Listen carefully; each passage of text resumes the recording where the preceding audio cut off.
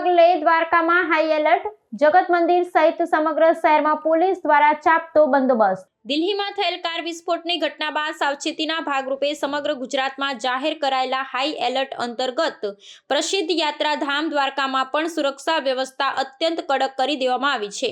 દેવભૂમિ દ્વારકા જિલ્લા પોલીસે જગત મંદિર, દ્વારકાધીશ સહિત શહેરના તમામ સંવેદનશીલ વિસ્તારોમાં ચાંપતો બંદોબસ્ત ગોઠવી દીધો છે।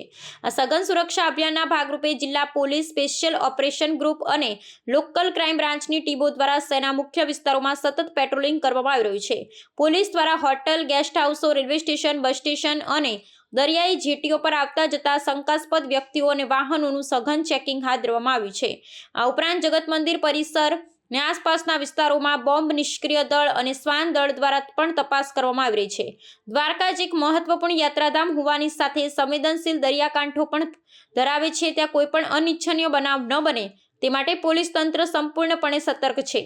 જિલ્લા પોલીસ વડાએ નાગરિકોને શાંતિ જાળવવા અને કોઈ પણ શંકાસ્પદ ગતિવિધિ જણાય તો તાત્કાલિક પોલીસને જાણ કરવા અપીલ કરી છે।